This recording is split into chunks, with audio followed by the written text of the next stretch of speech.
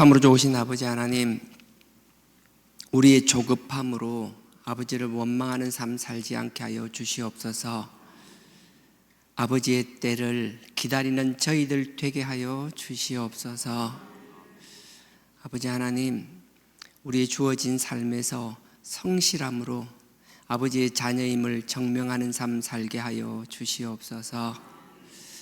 아버지 앞에 인정받는 삶뿐 아니라 사람들에게 빛과 소금의 역할을 감당하는 저희들 되게 하여 주시옵소서. 이제 또 한 주를 허락하여 주셨으니 아버지의 사명 잘 감당하는 저희들 되게 하시고, 우리가 기도하는 모든 기도 제목들 아버지께 상달되고 응답받는 시간 되게 하여 주시옵소서. 예수님 이름으로 감사하며 기도드렸사옵나이다. 아멘. 찬송가 214장입니다.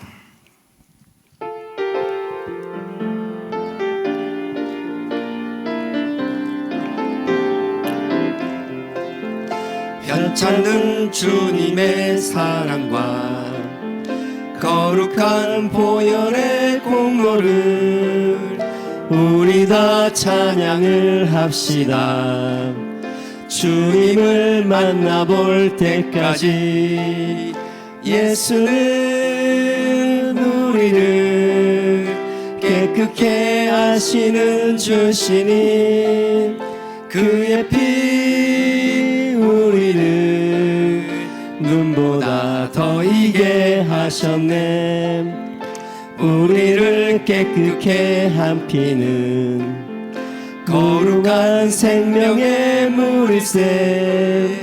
생명을 구원한 친구들 하나님 찬양을 합시다. 예수는 우리를 깨끗게 하시는 주시니 그의 피 우리를 눈보다 더 이해하셨네. 주님의 깨끗한 보혈을 날마다 입으로 간증해 담대히 싸우며 나가셈. 천국에 들어갈 때까지 예수는 우리를 깨끗게 하시는 주시니 그의 피 우리를 눈보다 더 이게 하셨네. 십자가 튼튼히 붙잡고 날마다 이기며 나가세. 머리에 면류관 쓰고서 주 앞에 찬양할 때까지 예수는 우리를 깨끗게 하시는 주시니 그의 피 우리를 눈보다 더 이게 하셨네. 아멘. 오늘 말씀 열왕기하입니다. 열왕기하 3장. 내용은 11절부터 20절까지 봐야 되는데요, 너무 길어서 14절부터 18절까지만 보겠습니다. 열왕기하 563페이지입니다. 구약 563페이지 열왕기하 3장 14절부터 18절까지. 길지 않으니까 같이 합독하도록 하겠습니다. 시작. 엘리사가 가로되 내가 섬기는 만군의 여호와의 사심을 가리켜 맹세하노니 내가 만일 유다왕 여호사밧의 낯을 봄이 아니면 당신을 향하지도 아니하고 보지도 아니하였으리라. 이제 내게로 검은고 탈 자를 불러오소서 하니라. 검은고 타는 자가 검은고를 탈 때에 여호와께서 엘리사에게 감동하시니 저가 가로되 여호와의 말씀이 이 골짜기에 개천을 많이 파라 하셨나이다. 여호와께 이르시기를 너희가 바람도 보지 못하고 비도 보지 못하되 이 골짜기에 물이 가득하여 너희와 너희 육축과 짐승이 마시리라 하셨나이다. 이것은 여호와 보시기에 오히려 작은 일이라. 여호와께서 모압 사람도 당신 손에 붙이시리니. 아멘. 오늘 핵심은 18절이에요 18절에 이것은 여호와 보시기에 오히려 작은 일이라. 주님 보시기엔 아무것도 아니다. 우리가 어떤 문제를 가지고 있든 우리에겐 그 문제가 크든 작든 상관없이 하나님 보시기엔 그 아무것도 아니라는 거예요. 우리가 오늘 하루뿐만 아니라 이 한 주 앞으로 살아나갈 때 어떤 문제가 닥칠 때마다 우리의 시각으로 문제를 바라보는 것이 아니라 그 문제 위에 서 계신 하나님의 시각으로 볼 수 있는 저와 여러분 되기를 원합니다. 그래서 오늘 본문 말씀 그대로 보면 이것은 여호와 보시기에 오히려 작은 일이라. 너는 이걸 큰 일이라고 생각하지만 하나님 보면 그 아무것도 아니라는 거예요. 조그마한 일이라는 거예요. 그러면 이 이야기를 하는데 앞에 뭐 어떤 일이 있었는가 하면요, 1절에 3장 1절에 이렇게 시작합니다. 유다 왕 여호사밧의 18해에 아합의 아들 여호람이 사마리아에서 이스라엘 왕이 되어 12년을 치리하니라. 이게 북이스라엘과 남유다로 나눠져 있었거든. 이 상황은 이제 이미 갈라진 이후에요. 여로보암과 르호보암에 의해서 솔로몬 이후에 이제 나라가 북이스라엘과, 북이스라엘은 10지파죠. 남유다 같은 경우에는 유다와 베냐민 2지파, 이렇게 나라가 이제 나누어진 상태예요. 나누어져서 남유다는 여호사밧이라는 왕이 통치하고 있을 때였어요. 여호사밧은 여호사밧과 아시아와 요시아와 함께 남유다의 3대 성군이라고 일컬어지는 아주 하나님 보시기에 참 아름답다? 성군이라니까 하나님 보시기에 참 이쁘다, 이쁜 왕이었어요. 물론 실수한 것도 있어요. 아합과 동맹을 맺고 하나님을 의지하지 않고 사람을 의지한 것도 있지만 단점이 없고 실수가 없는 사람은 아무도 없습니다. 우리가 누구를 볼 때 항상 그 사람의 허물만 보기 시작하고 실수만 보기 시작하고 단점만 보기 시작하면 우리가 사람 같은 사람을 만날 수가 없는 거예요. 그래서 우리는 나도 이런 실수가 있고 허물이 있다라면 저 사람도 나와 비슷할 거다라는 전제를 깔고 사람을 대할 수 있어야 되는 거거든요. 상대를 평가할 때도 마찬가지예요. 나는 그렇게 살지도 못하고 그만큼 되지도 못하면서 남 보고 왜 저러니 이러니, 그 웃기는 이야기거든요. 우리는 남도 나와 같은 약한 존재라는 걸 인정하고, 그럼에도 불구하고 그 사람이 살아나가는 삶의 자리에서 열매나 아니면 하나님을 사랑하고 사모하고 또 하나님의 자녀로서 백성으로 살아가는 삶이, 그리고 아름답고 그 열매들이 하나님 보시기에 귀하다라면 그것을 인정해주고 존중해줄 줄 알아야 되는 것이라고요. 그러니까 사람은 우린 끊임없이 남을 끌어내리려고 발목 잡는 인생이 아니라 남을 인정해주고 세워주는 사람, 지금은 하나밖에 할 수 없는 사람이지만 나중엔 2개, 3개 할 수 있는 사람으로 자꾸 키워나가는 그런 아름다운 우리 주하나 신앙 공동체가 되기를 원합니다. 저는 우리 신앙 공동체, 그리스도를 머리로 삼는 우리 교회부터 그래 해나가야 된다고 생각하는 거예요. 우리가 그렇게 되면 우리 가운데서 그걸 보고 자란 우리 다음 세대, 우리 자녀들이 당연히 그렇게 살아나갈 것이고요, 우리와 우리 다음 세대들이 그렇게 살아나간다면 우리의 삶의 자리에서 그게 정말 뭐라 설명할 수 없는 하나님이 주신 놀라운 영향력으로 나타나리라고 확신합니다. 우리가 말로 세상을 바꿀 수 있는 거 아니에요. 우리가 먼저 본을 보여주고 우리가 먼저 그렇게 살아나가는 빛과 소금 역할을 해나간다라면 온 세상이 다 썩어 문드러지는 것 같더라도 우리가 있는 곳에서는 빛의 역할을 하기 때문에 살아나는 역사가 일어날 줄 믿습니다. 썩지 않는 역사가 일어날 줄 믿습니다. 회복의 역사가 일어날 줄 믿습니다.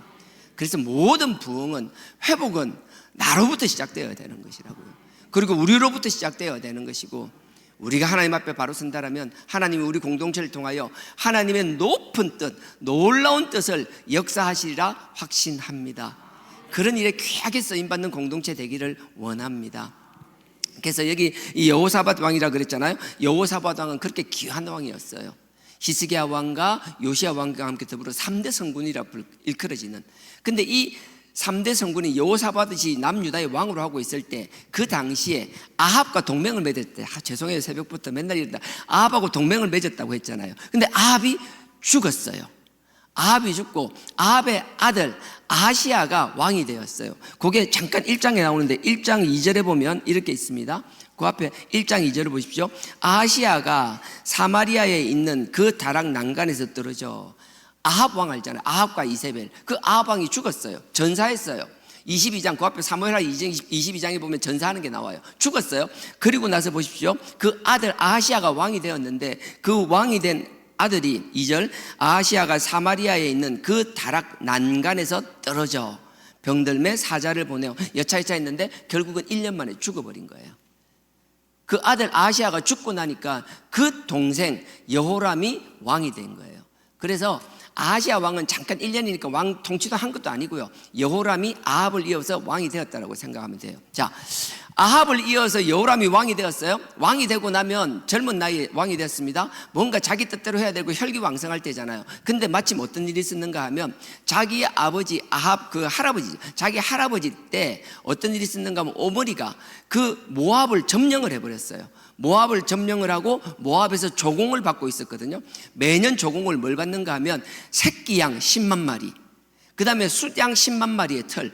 그러니까 양을 죽여서 바치라는 게 아니라 매년 양 10만 마리의 털을 깎고 새끼 양 10만 마리의 털을 깎아서 저기 북이스라엘에 계속 조공으로 바쳐야 되는 거예요.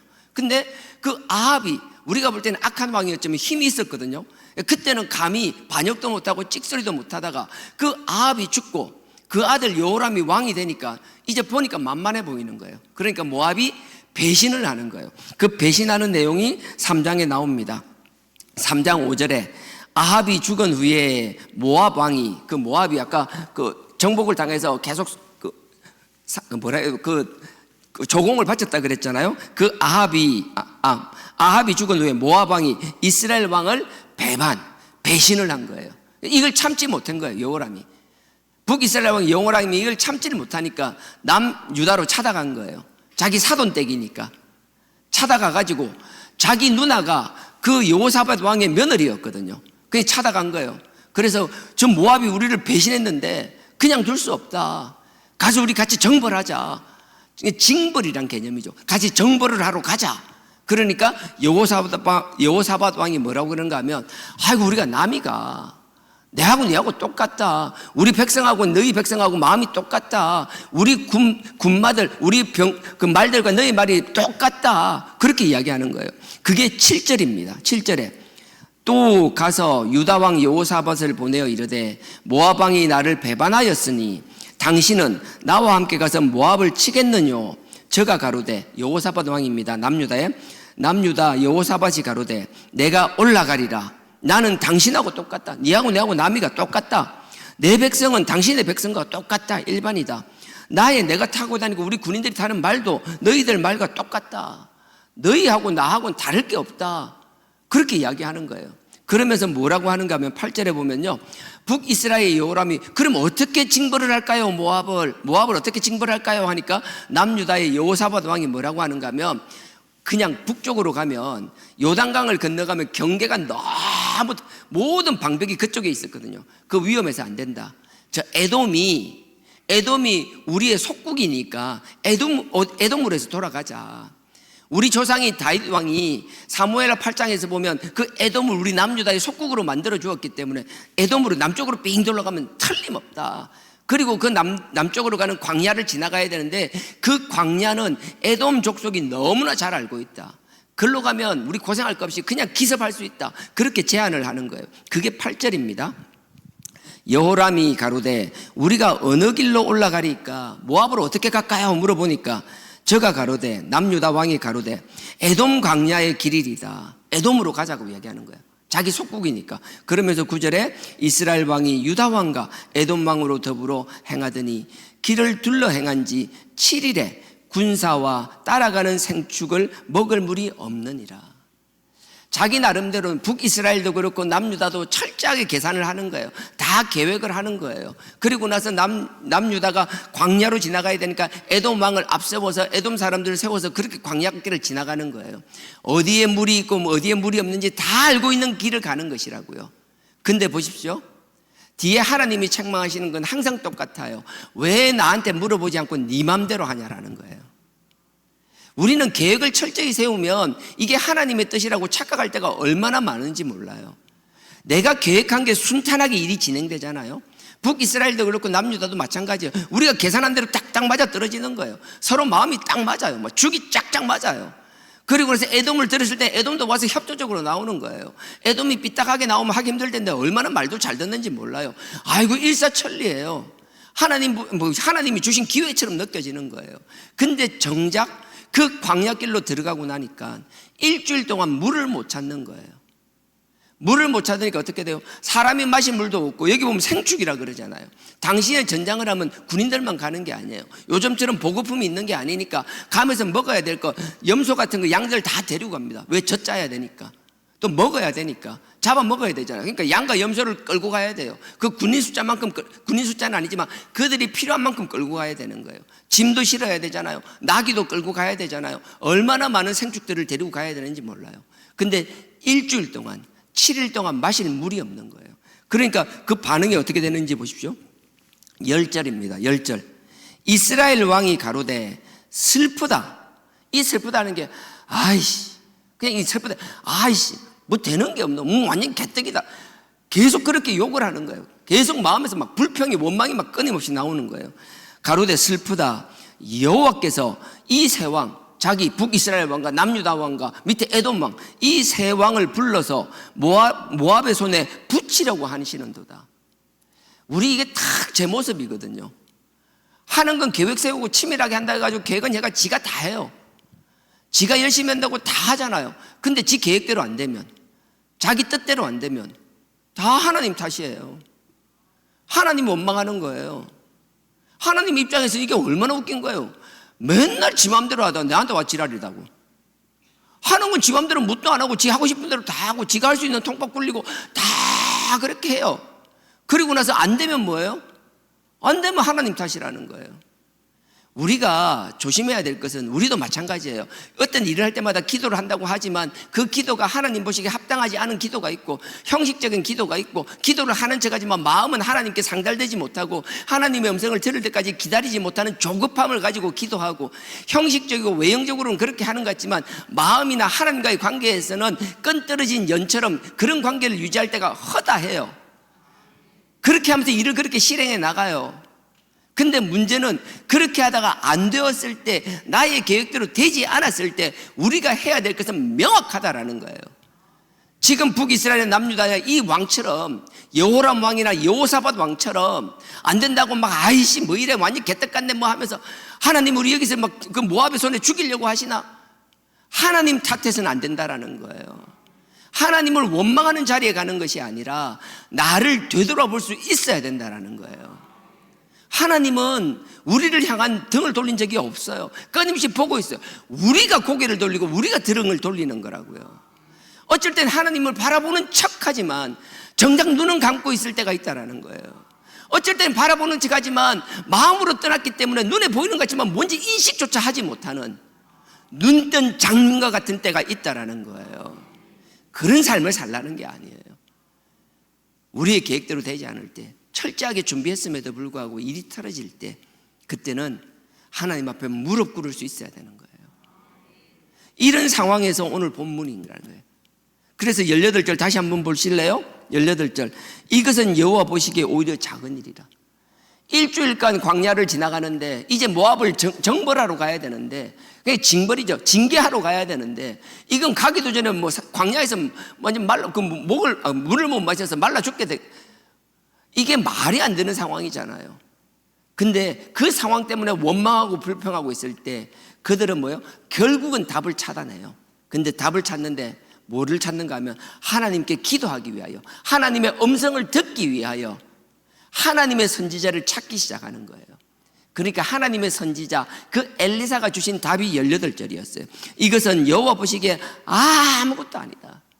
너 지금 죽게 되었다고 징징거리는 거, 네 마음대로 하고 나서 하나님을 원망하고 하나님만 탓하고 있는 거, 네 힘으로 도저히 극복하지 못할 거라고 하는 그 문제, 상상, 네 힘으로는 도저히 극복하지 못할 것 같은 그런 문제, 하나님 앞에 가면, 주님 앞에 가면 아무것도 아니다.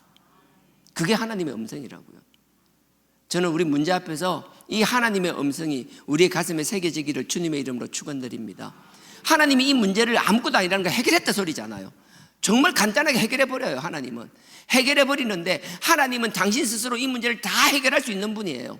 근데 하나님은 스스로 문제를 해결하기를 원하시는 게 아니라 그 하나님의 능력에 우리가 동참하기를 원하신다라고요. 그래서 하나님은 당신의 뜻을 행하기 전에 누굴 찾는지 보십시오. 어떤 사람을 쓰는지를 보십시오. 첫째, 인정받는 사람을 썼다라는 거예요. 근데 인정받은 사람 두 사람이 나옵니다. 자, 11절에요. 첫 번째 나오는 사람이 하나님의 선지자 엘리사가 나오는데, 그 엘리사가 등장하는 이제 배경을 보겠습니다. 11절입니다. 여호사밧이 가로되, 남유다 왕이라 그랬죠. 문제가 힘들어진 거예요. 북이스라엘 여호람은 아직도 깨닫지도 못하는 거예요. 하나님만 원망되고 찡찡거리고 있는 거예요. 그래도 그 중에 한 사람이, 또릿또릿한 사람이, 문제가 있네, 이건 하나님의 음성을 들어야 돼. 저도 그렇고 우리 모두가요, 어려운 일이 생겼을 때 남들이 다 원망만 하고 있을 때 그 답을 던져주는 사람이 되기를 원합니다. 이건 하나님 앞에 무릎 꿇어야 돼. 이건 하나님의 음성을 들어야 돼. 이건 우리가 계획하고 실행하지만 하나님이 해주셔야 돼. 그 말을 할 수 있는 사람이 되기를 원합니다. 근데 남유다 왕 여호사밧이 그 말을 하는 거예요. 이건 하나님의 음성을 들어야 돼. 그러니까 11절에요. 여호사밧이 가로되, 우리가 여호와께 물을 만한 여호와의 선지자가 여기 없느뇨. 이스라엘 왕의 신복 중에 한 사람이 대답하여 가로되, 전에 엘리야의 손에 물을 붓던 사밧의 아들 엘리사가 여기 있나이다. 남유다 왕이 물어보는 거예요. 이게 안 된다고. 그래서 북이스라엘 왕에게, 그 신하들하고 다 있으니까, 하나님의 음성을 들을 만한 선지자가 없냐라고 물어보는 거예요. 그러니까 거기서 또 놀라운 일이 나요. 한 사람이 인간의 계획으로만 가다가 부딪혔을 때, 한 사람이 이건 하나님의 음성을 들어야 돼라고 말했을 때 거기에 반응하는 사람이 나오는 거예요. 우리가 볼 때 우리 계획대로 한번 다 하잖아요. 그러다가 하나님이 길을 막잖아요. 그러면 누군가가 그래서 이건 하나님 앞에 무릎 꿇어야 돼, 하나님의 음성을 들어야 되라고 이야기하잖아요. 그러면 하나님이 귀신같이 박수 칠 때 손바닥에 마주치듯이 준비해 놓은 사람이 나타납니다. 혼자 하면 될까 싶죠? 해보세요. 내가 하는 것이 아니라 내가 뭔가를 시작하면 내 말에 반응하는 사람이 또 나타나기 시작한다라는 거예요. 그래서 하나님의 역사를 이루어 나가시는 것이라고요. 북이스라엘의 여호람의 신하 중에 한 사람이 또 이야기하는 거예요. 여기 에돔 광야에 우리 북이스라엘의 그 유명한 그 엘리사의 수제자인, 엘리야의 수제자인 그 엘리사가 지금 여기 와 있는데, 누가 그 얘기를 툭 던지는 거예요. 누구라고요? 북이스라엘 왕의 신하가 던졌다라는 거예요. 11절 뒤에 보면, 그 후반절에 보면 이스라엘 왕의 신복 중에 한 사람이 대답하여 가로되, 전에 엘리야의 손에 물을 붓던, 엘리야 선지자의 그 수종하고 따랐던 수제자라는 뜻이에요. 엘리사가 손을 씻게 해주는, 물을 들고 다녔던 그 사밧의 아들 엘리사가 여기 있나이다. 놀랍지 않아요? 북이스라엘 선지자가 왜 남유다의 광야까지 와 있어요? 왜 에돔의 광야까지 와 있어요? 우리는 일이 맡겼을 때 하나님의 음성을 듣겠다 하면 여기는 에돔 광야니까 아무도 없을 거라고 생각하지만 아니에요. 우리가 에돔 광야 같은 데서 우리가 문제를 닥쳤을 때, 그 문제를 해결하지 못할 때, 사방을 돌아봐도 답이 없을 것 같을 때, 내 눈에 안 보이지 이미 하나님은 창세기 22장에서 아브라함에게 그 수장을 준비한 것처럼 하나님은 우리 앞에 다 준비해 놓으신다라는 거예요. 하나님의 음성을 듣고 하나님 앞에 무릎 꿇는 사람은 그것을 보고 발견하고 도움을 받아낼 것이며, 끝까지 자기 생각으로만 가는 사람은 아무것도 얻지 못하는 허사의 삶을 살고 만다라는 거예요. 나는 우리 힘만 쓰는 그 허사만 하면 허송세월하는 삶이 되지 않기를 주님의 이름으로 축원드립니다. 그래서 엘리사가 여기서 탁 나타나는 거예요. 그러면서 12절에 보십시오. 여호사밧이 그 엘리사 말을 딱 듣자마자, 북이스라엘 선지자 말을 남유다 왕이 듣자마자 그 남유다의 왕이 뭐라고 하는지 보십시오. 여호사밧이 가로되, 여호와의 말씀이 저에게 있도다. 하나님의 말씀, 이 성경 말씀이기도 하지만 이때는 성경 말씀을 말하는 게 아니에요. 지금은 우리 하나님 앞에 우리가 왕 같은 제사장이니까 하나님의 음성을 바로 듣잖아요. 근데 이 당시는 그게 아니에요. 하나님의 선지자, 하나님의 선견자가 하나님의 음성을 대언했더라고요. 지금 여기 말씀은 하나님의 말을 바로 듣고 전달하는 사람이라는 거예요. 그래서 12절에 여호사밧이 가로되 여호와의 말씀, 하나님의 말씀이 저 선지자 엘리사에게 있도다. 이에 이스라엘 왕이 여호사밧과 에돔 왕으로 더불어 그에게 내려가니라. 하나님 앞에 인정받는 사람, 그 사람에게 보시죠. 엘리사는 하나님에게도 인정받았지만 남유다 왕에게도 인정받는 사람이었더라고요. 나는 여러분들이 여러분 삶의 자리에서 인정받기를 원합니다. 하지만 그 인정이 여러분의 지경을 넘어서기를 주님의 이름으로 축원드립니다. 여러분 삶의 자리뿐만 아니라 다른 영역에 있는 사람들을 여러분들이 인정하는 역사가 일어나기를 축원드립니다. 하나님은 이런 사람을 통하여 역사하신다라고요. 그래서 남유다 왕과 북이스라엘 왕이 엘리사에게 찾아갑니다. 첫 번째, 인정받는 엘리사가 나옵니다. 두 번째, 그 13절에요. 엘리사가 이스라엘 왕에게 이르되 내가 당신하고 무슨 상관이 있습니까? 엘리사를 찾아가니까 엘리사를 쌩까는 거예요. 북이스라엘 왕이 여호람, 당신 누군데? 너가 아버지가 섬기던 아람한테나 가라는 거야. 아합이 뭐 섬겼어요? 기억도 안 난다. 이제 아합과 이세벨이 무슨 그 앞에 한번 2절 한번 보시오. 2절 바알 2절에 나오죠.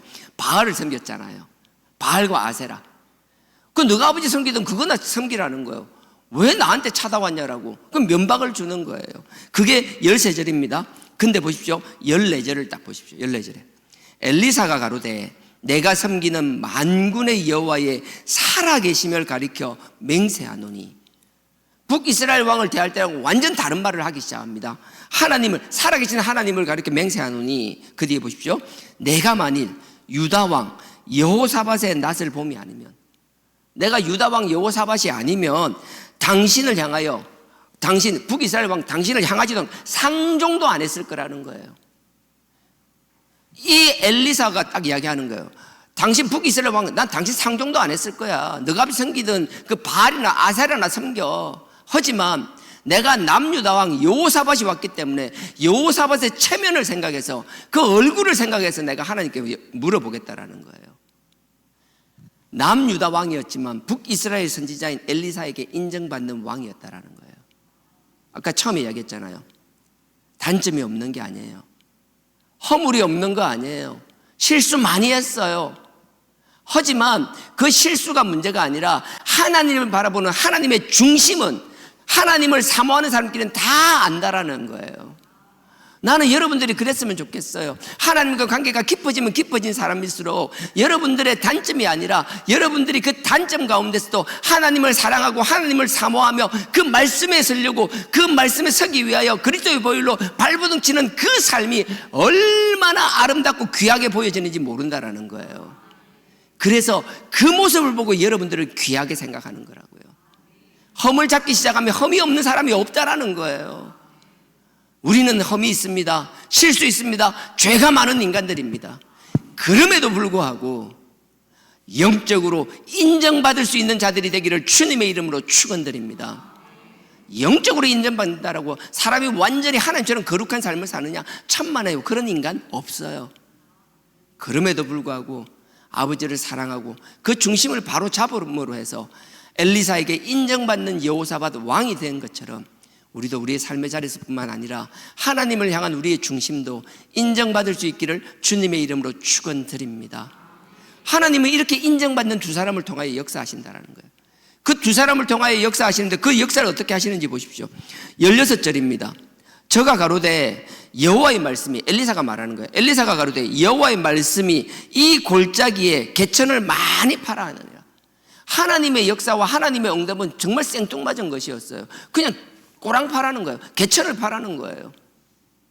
뭐 바람이 통해서 막 구름이 날라오고 비가 오고 이것도 아닌 거예요. 엘리사처럼 3년 반 가뭄 뒤에 비가 오겠다 그런 것도 아닌 거예요. 엘리사처럼 그런 것도 아니었어요.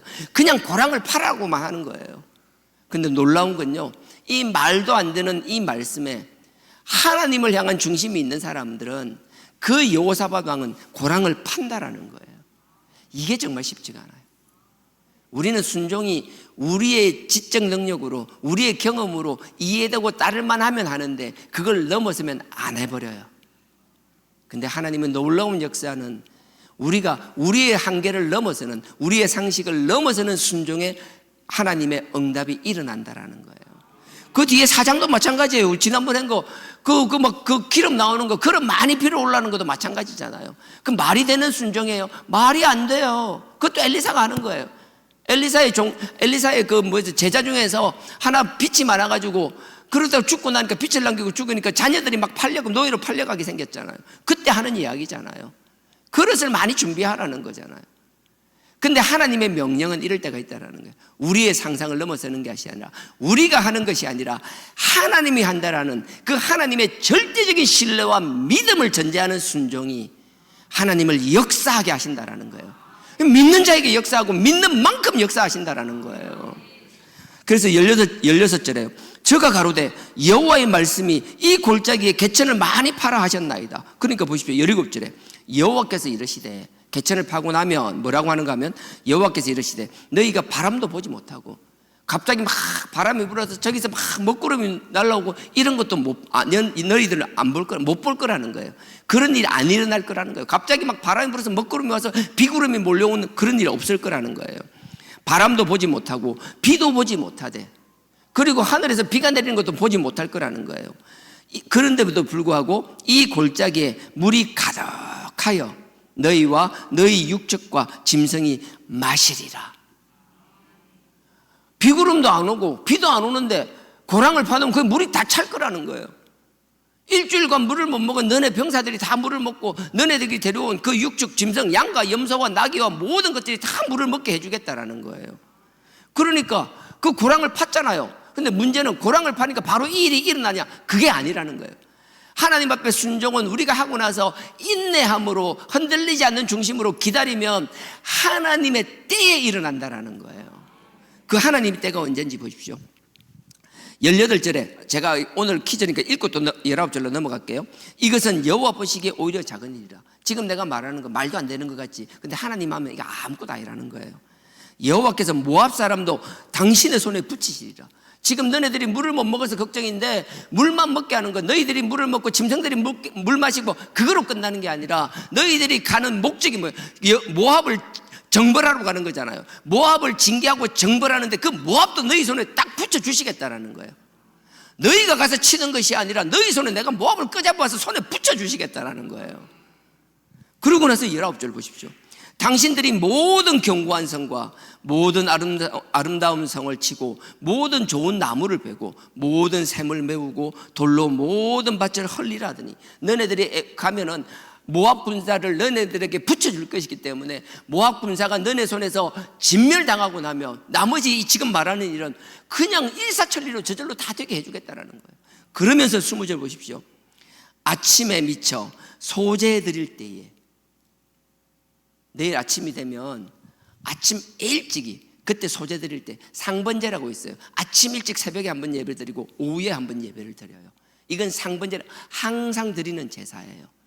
예루살렘 성전에서는 항상 그 성전에서 상번제가 드려져요. 근데 내일 새벽에 예배 드릴 때, 우리 좀 새벽 예배 시간쯤 되면, 그때 새벽 예배 때에 물이 에돔 편에서부터 흘러와서 그 땅에 가득하리라. 가물어서 물이 없다라는데, 그 광야에 물이 없다라는데, 비구름도 안 오고 비도 안 오는데 불구하고 하나님이 내일 새벽 예배 시간이 되면, 새벽 상번제 시간이 되면 에돔에서부터 물이 그냥 흘러와가지고 너네 고랑을 채워주시겠다라는 거예요. 말도 안 되는 말이잖아요. 근데 그게 순종했어요. 그랬더니 어떤 일이 일어나는가 보십시오. 21절에요. 모압 모든, 이게 뭐 시간이 너무 많았으니까 읽지는 않겠습니다. 모압이 원래는, 여러분들이 이스라엘 지도를 이해하시면 금방 이해가 될 거예요. 북이스라엘과 남유다는 요단강을 건너면 바로 모압이 나타나요. 상식적으로 생각하면 여리고성을 지나듯이 그 요단강을 지나서 모압 쪽으로 가는 게 맞아요. 근데 누구라도 그렇게 가기 때문에 거기는 성이나 방벽이 잘 돼 있어요. 방어가 잘 되어 있어요. 그래서 그 길이 아니라 남쪽 광야로 해서 삥 둘러가고 있는 거예요.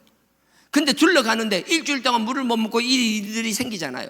계속 진격해 와야 되는데 진격하지 못하고 그 광야에 갇혀 있는 상황이 되었잖아요. 그러니까 모압에서도 그 내용을 다 알게 되온 거예요. 그러니까 저 북쪽하고 서쪽을 지키던 모든 병사들이, 여기 성경 말씀에 뭔가 갑옷을 입을 만한 사람, 그러니까 청소년 이상 된 사람, 그 이상으로 모든 사람, 예비군 민방위까지 다 포함해서 모든 사람을 데리고 이 남쪽 경계선으로 와 있었던 거예요. 이제 딱 북이스라엘과 남유다와 에돔의 그 연합군들이 딱 가고 있는데 그 길목 앞에 딱 기다리고 있었던 거예요. 그 모압까지 간 것이 아니라 모압 군사들이 자기들이 먼저 나와서 이 앞에까지 와 있는 거예요. 그때 하나님이 어떻게 하시는지 보세요. 그때 와서 모압 군사들이 딱 기다리고 있는 거예요. 오는 걸 이제 아니까, 물도 못 먹고 있는 것도 알고 있는 거예요. 저희들이 고생하는데 어떡하지 하고 지켜보고 있는 거예요. 근데 어떻게 해요? 고랑을 파라 했잖아요. 근데 고랑을 파고 나면 새벽 예배 시간에 물이 쫙 찰 거라고 했잖아요. 새벽에 그 고랑에 물이 쫙 흘러서 찼어요. 물이 찰랑찰랑 물이 찼어요. 근데 그 사막에서 해가 떠오를 때 붉은 해가 떠오르잖아요.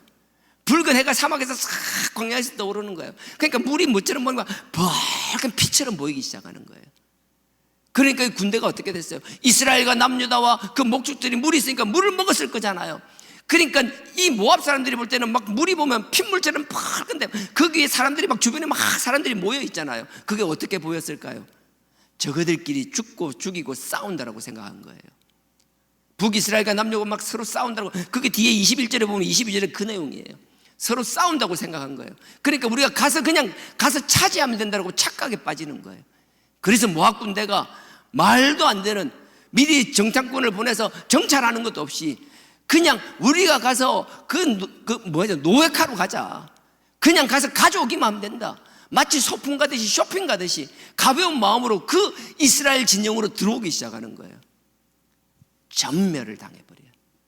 하나님께서는 그렇게 하셔서 그 모압 군대를 이스라엘 연합군에게 붙여주셨다라는 거예요. 하나님은 그렇게 역사하시는 것이라고요. 하나님은 마지막까지도 너네가 잘나서 하는 게 아니라 내가 한다라고 말씀하시는 거예요.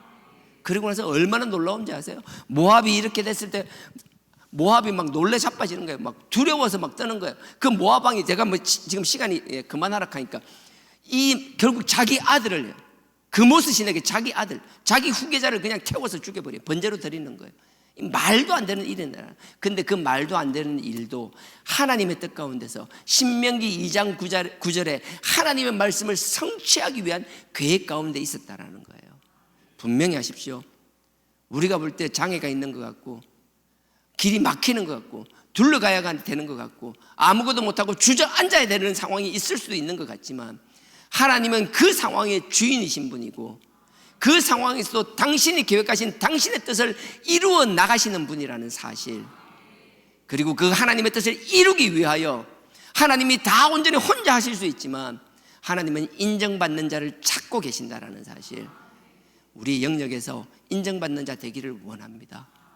저는 엘리사가 인정받았던 것처럼 박성주 목사 하면 다른 거 몰라도 그래 뛰어나지는 않지만 그래도 어느 정도 말씀에 대해서 내가 신뢰할 수 있는 사람이지, 그 사람이 하는 말이면 그냥 자기 생각을 이야기하는 게 아니라 하나님의 음성을 선포하는 것이지, 단지 내가 듣고 싫고 내 문제인 거지, 그 사람이 하는 말에 대해서 내가 인정해 줄 수 있지. 그 사람이 부족하고 인간적으로는 부족하지만 그럼에도 불구하고 하나님 사랑하고 하나님 앞에 바로 서려고 하는 그 마음은 내가 인정해 줄 수 있지. 저는 그런 인정을 받고 싶은 욕심이 많이 있어요. 다른 거로 잘했다고 인정받는 게 아니라 제가 해야 될 일에 인정받기를 원하는 거예요. 저는 여러분들도 마찬가지 삶을 살기를 원합니다. 여러분 삶의 자리에서 그렇게 되기를 원합니다.